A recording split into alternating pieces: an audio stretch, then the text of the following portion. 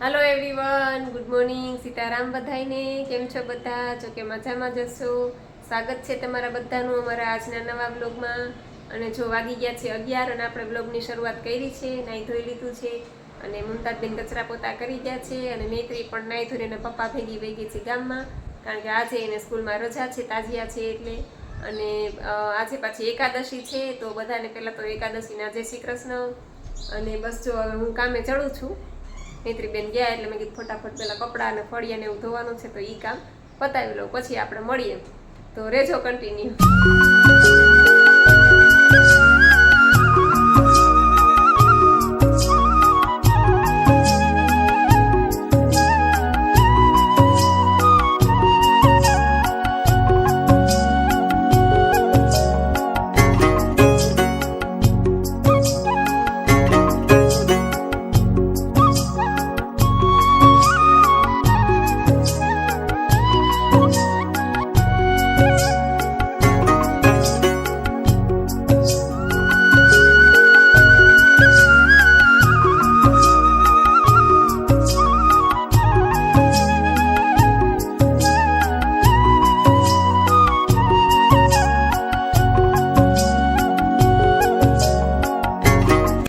નાળિયેરને કેરીને કેળા, મને પાછું કેળા વગર ન હાલે અને એને કેરી વગર ન હાલે. આ શ્રીફળ વધાર્યું લાગે છે કા?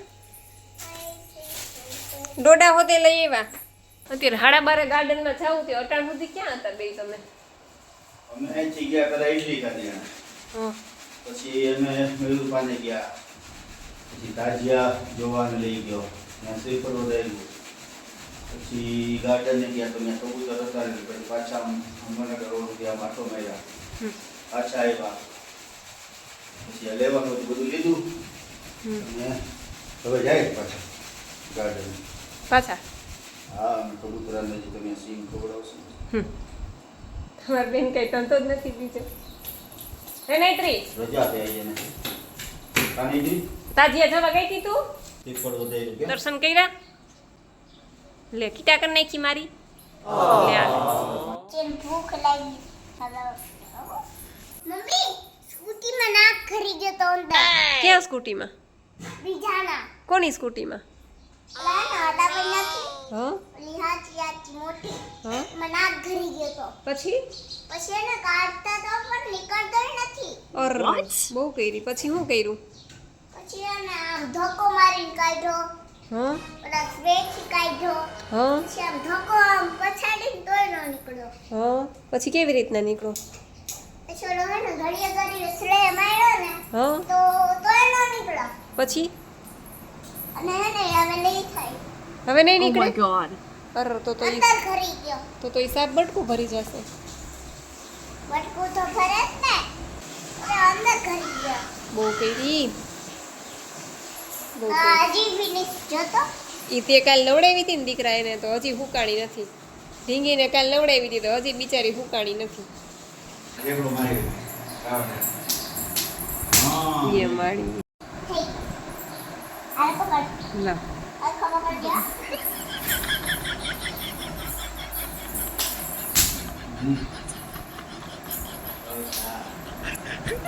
કઈ કામ કરો. અરે હું ના અરે બસ છો 1:45 વાગી ગયા અને નૈત્રી ને પપ્પા બે ઉપર સુવા ગયા, પણ નૈત્રી કઈ 2:30-3 વાગ્યા પહેલા સુવાની નથી, મને ખબર જ છે. હમણાં નીચે ઉતરશે. હવે હું ગ્રીન જ્યુસ બનાવી લઉં અને બસ જો આ ફ્રૂટ બધું ઠેકાણે કરી દઉં. આ તગારું છે ને એ ખાલી ન રહેવું જોઈએ, અને આ પણ બધું જરૂરી છે ને, કારણ કે હવે આપણે આ જ ખાવું છે આખો દિવસ. આખો દિવસ આપણે રસોઈ ચૂલો ચાલુ જ નથી કરતા. આ સવારનો આપણે ચૂલો જ ચાલુ ન કર્યો હોય એટલે પછી આ બધી વસ્તુ તો જોવે જ. આ તગારું ફ્રૂટનું ભરેલું જ હોય, પછી મારે આ સ્પ્રાઉટ માટે જો આ મારે તૈયાર જ હોય, આ ખૂટવાનો દો સ્પ્રાઉટ માટે, આગળ પાછળ પલાળીને રાખવું જ. જો વાગી ગયા છે બપોરના 2:15 થયા છે અને મેં જો આ ગ્રીન જ્યુસ લઈ લીધું છે. અને આજે તો છે ને કાકડી હતી, તો થોડીક કાકડીનું બટકું પણ નાખી દીધું છે, એટલે તમે કાકડી નાખી શકો, દૂધી પણ નાખી શકો.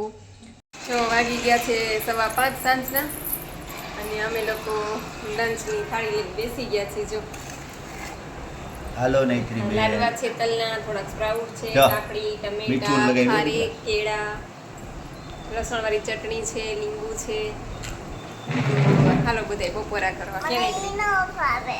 કોને શું ભાવે? ભાવે મને આને લગાડવું. અચ્છા ઓકે. ખાલી નિમક જ લગાવવાનું કા નૈત્રી અને નૈત્રી પણ જો બેસી ટમેટું ભાવે? કાકડી ખાતું કાકડી ભાવે દીકરાને હાલો બસ જો સાંજે ઉઠીને પછી આ નાળિયેર પાણી એક લીધું ને ત્રીને પપ્પા લઈ આવ્યા હતા નાળિયેર તો પછી મેં કીધું લાવ નાળિયેર પાણી પી લઉં અને બહુ જ મીઠું હતું પણ તોય હું એને પપ્પાને કહું કે મને જે રસમાં જે મજા આવે ને એ નાળિયેરમાં તે મજા તો ન જ આવે મને તારે સુરેવા દે મને તૈયાર કરવાના. તૈયાર કરવાનું રહેવા દઉં તો તાજિયા જોવા નથી જવું તારે હા તાજિયા જાવું હોય પણ ક્યાંથી તૈયાર કરવું તને ગલીમાં તૈયાર કરતી હોય. ક્યાં તૈયાર થઈ છું હજી તો બાકી છે હા ક્યાં? વયા ચાહે તાજિયા હો પછી ત્યાં વગરની તું રહી જઈશ હા તો ભલે મારે જોવું નથી કાંઈ.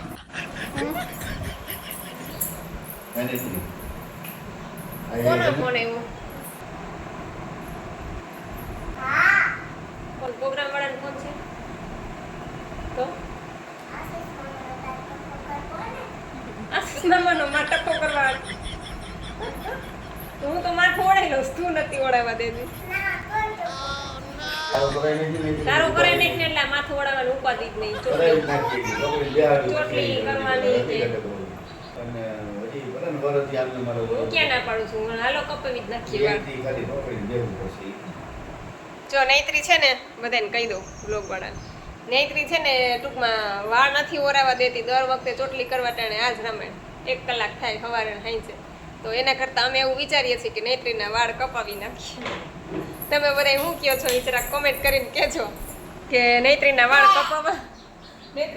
કપાવી નાખીએ કે લાંબા કરીએ ઈ તમે બધા કોમેન્ટ કરીને કહેજો મમ્મી લેટર વાળ કપાવવાનું કીધું ને એટલે આવી જો વાથું ઓળાવા મગ મઠ ને ચણા ત્રણેય ના લીમડો સરસ ચોટી ગયો મસ્ત થઈ ગયો છે અને અજમાન પાન તો જો ફેલાણા કેવા સરસ મોટા મોટા એ જો તો કેવા મસ્ત છે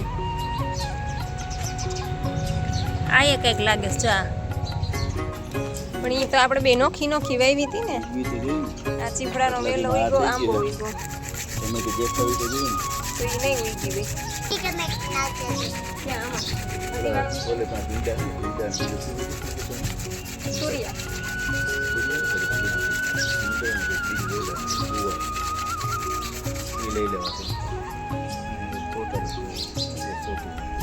પછી તમે ગમે ઈ નાખો એ થઈ જાય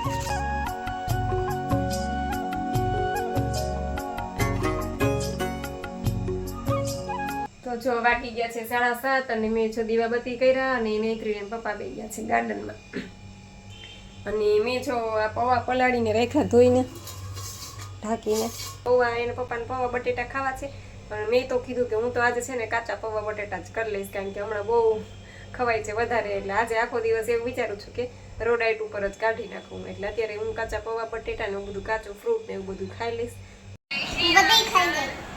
બધી ખાઈ ગઈ આખું પકોડું ખાઈ ગઈ હે પછી માથે આ રસોઈ પી જઈશ હે અરે વાહ ભાઈ વાહ બસ જો નેત્રીના પપ્પાએ એના માટે વઘારેલા પૌવા બટેટા કર્યા ને મેં મારા માટે આ કાચા પૌવા બટેટા કર્યા અને એમાં કાચા પૌવા બટેટામાં આપણે ઉપરથી આપણે તીખી ને મીઠી ચટણી ને માંડવીના બી ને બધું નાખીએ એટલે સરસ મસ્ત આપણે ટેસ્ટ બહુ સરસ આવે અને જમીને પછી અમે ગયા મારી બેનના ઘરે નૈત્રીએ વેન કર્યું કે રેણુ માસીને ઘરે જવું એટલે મારી બેન કામમાં જ છે તો બસ જો અમે એના ઘરે ગયા અને નૈત્રીને મામાનું ઘર ને માસીનું ઘર હોય એટલે જાણે ગોળનું ગાડું એટલે જો ત્યાં રહીમાં પછી કેન્ડી ખાધી ને પછી અમે રાતના 11 વાગે ઘેરે આવતા પાછું અમારે ગાર્ડન તો ઊભું જ હોય પછી ગાર્ડનેથી ઘેરે આવ્યા તો 11:30 પોણા 12 વાગી ગયા હેલો એવરીવન તો ચાલો કોમેન્ટના જવાબ પણ આપી દઉં એમાં શિવમભાઈ ડાંગર કે છે કે એનીમાં શું છે અને પાલકનું જ્યુસ કેમ બનાવાય તો તમે છે ને ભાઈ મારો વિડીયો આવી ગયેલો છે ચેનલમાં એનીમાંનો દોરેલો છે પોટ એ વિડીયો તમે જોઈ લેજો અને પાલકના જ્યુસની રેસીપી પણ આપેલી છે મેં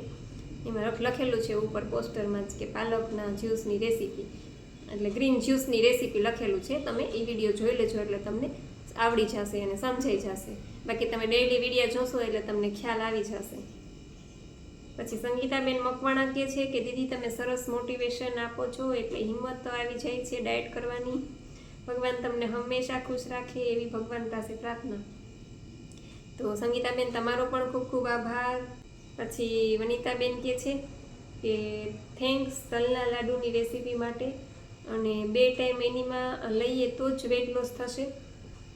તો વનિતાબેન એમાં એવું છે કે તમને કંઈક પ્રોબ્લેમ છે ને, તમે કંઈક કોમેન્ટમાં કીધું હતું કંઈક, એટલે જો તમે ન કરી શકો ને તો તમે 1 ટાઈમ જ કરજો. તમે કહેતા હતા ને કે તમારાથી નથી થતું, તમને પ્રોબ્લેમ થાય છે, તો પછી તમે 1 ટાઈમ કરજો, અને થાય તો 2 ટાઈમ કરો તો વધારે સારું છે. એનીમાં કાંઈ નુકસાન છે નહીં. એનીમાં શરૂઆતમાં તો તમે 3 ટાઈમ પણ કરી શકો, સવારે, બપોરે અને રાત્રે.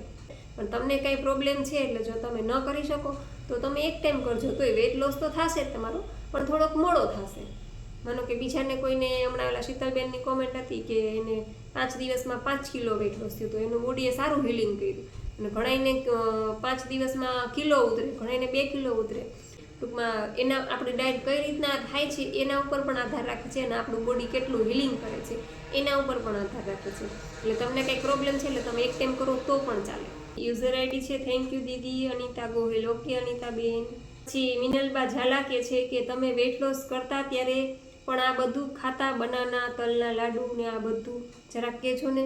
તો હા, હું બધું ખાતી. કેળા તો મને અતિશય ભાવે, પછી તલના લાડુ મને અતિશય ભાવે. એટલે એ બીજી કઈ રેસીપી હોય કે ન હોય, પણ તલના લાડુ તો હું બનાવીને રાખું જ. 2 દિવસ બનાવી લઉં, ફ્રીજમાં રાખી દઉં. હાલતા ચાલતા ખાઈ શકીએ, ક્યાંય બહાર ગયા હોય તો ડબરામાં 3-4 લાડવા નાખી દઉં. એટલે આપણે કાંઈ મળ્યું કે ન પડ્યું, બીજું કાંઈ ઉપાધિ નહીં. ઘણાને ન ભાવતું હોય મીઠું, ઘણાને મીઠું, મને મીઠું ભાવે છે. એટલે ચીકુ છે, કેળા છે, આ બધું મને બહુ ભાવે. નાળિયેરના દૂધનું ફ્રૂટ સલાડ છે, મીઠાઈ મને પહેલેથી જ ભાવે છે. અને તમે એમાં ગોળની જગ્યાએ, તલના લાડવામાં તમને ગોળ ન ભાવતો હોય તો તમે તો ગોળની જગ્યાએ કાકવી પણ નાખી શકો. કાકવી ન નાખવી હોય તો તમે હની પણ, એટલે કે મધ પણ નાખી શકો. પણ મને તો ગોળ ભાવે છે એટલે હું ગોળ વધારે યુઝ કરું છું. પછી શ્રદ્ધાબેન શર્મા કહે છે કે મેં ડાયટ ચાલુ કર્યું, 1 દિવસ તરસ લાગી અને બીજા દિવસથી તરસ અને ભૂખ ઓછી થઈ ગઈ, અને 6 કલાક પછી ગ્રીન જ્યુસ, પછી ટોયલેટમાં જવું પડે, અને હવે સાંજે 7 વાગ્યા સુધી ખાવાની ઈચ્છા જ નથી થતી. શરીર હલકું લાગે છે, બહુ જ મજા આવે છે, અને 2 ટાઈમ એનીમાં પણ લઉં છું, કોઈ જ પ્રોબ્લેમ નથી. તમારો દિલથી થેન્ક યુ સો મચ દીદી. તમારી બેબીને ગોરોના વ્રત નથી કરાવતા. ગોરોના વ્રત એટલે કંઈ સમજાણું નહીં, પાછી તમે જરા કોમેન્ટ કરજો. અને તમે ડાયટ ચાલુ કર્યું તો 1 જ દિવસમાં તમને બીજા દિવસથી તરસ ને ભૂખ ઓછી થઈ ગઈ. હા, એવું થાય જ છે. આપણે શરૂઆતમાં જ એવું લાગે કે આટલું બધું ખાવા જોઈએ, આમ છે તેમ છે, પણ જેમ જેમ આપણે આગળ વધીએ ને આ સાધનામાં, એટલે આપણે ઓટોમેટિક બધું કંટ્રોલ થઈ જાય. પછી આપણને ઈચ્છા જ ન થાય. મારે ખુદને અત્યારે એવું થાય, જો બપોર સુધી તો હું કાંઈ લેતી નથી, 2-2:30 વાગે જ્યુસ લઉં અને પછી હું સૂઈ જાઉં છું. પછી જ્યુસ પછી કદાચ ખાવું હોય તો થોડુંક 2 ખારેક ને 1 કેળું એવું ખાઈને પછી હું સૂઈ જાઉં. પછી ઉઠીને હું થાળી બનાવું. મારા પોતાને એવું થાય છે કે સાંજે 5 વાગ્યા સુધી તો કાંઈ ઈચ્છા જ નથી થતી એમ. અને એમાંય તે જો 5 વાગ્યે પાછું કંઈક મળી ગયું હોય ને, આવું શેરડીનો રસ કે એવું. કાલ તો જો કે શેરડીનો રસ મળી ગયો તો, 2-3 દિવસ નહોતો, પછી કાલ પાછો ખુલ્લો હતો. તે કાલે એને પપ્પા લઈ આવ્યા હતા, મારે હાયલું સાંજ સુધી. પછી નૂતનબેન કહે છે કે દીદી એનડીએસ ચાલુ છે તો એપલ, બનાના ખવાય? હા, નેચરલ વસ્તુ બધી ખવાય. કેળા, સફરજન, ચીકુ બધું ખવાય. ફ્રૂટ, રસવાળા ફ્રૂટ છે, મોસંબી છે, સંતરા છે, ગુલાબ છે, ખારેક છે, બધા ફ્રૂટ ખવાય. પછી પૂનમબેન કહે છે કે એનીમાં દિવસમાં કેટલી વાર કરવાનું? તો એનીમાં તમે 2 ટાઈમ કરો ને, સવારે સાંજે, તો વધારે સારું. ઘણા નથી કરતા, કંઈ પ્રોબ્લેમ હોય તો એ ન કરી શકે, પણ એનીમાં 2 ટાઈમ તો કરજો જો તમને કંઈ પ્રોબ્લેમ ન હોય તો. પછી નિર્મલાબા કહે છે જય માતાજી. જય માતાજી બેન તમને પણ. પછી નીતાબેન કહે છે કે ગ્રીન જ્યુસને બનાવી અને ગળણીથી ગાળવાનો કે એમનેમ લેવાનો? ના, ગ્રીન જ્યુસને ગાળીને જ લેવાનું, એમનેમ ન લેતા. પછી નીતાબેન કહે છે કે તલના લાડુ તો બહુ જ મસ્ત લાગે છે. હા, તલના લાડવા તો બહુ મજા આવે. પછી કંચનબેન કહે છે કે બેન જ્યુસ પીધા પછી ક્યારે તલના લાડુ ખવાય?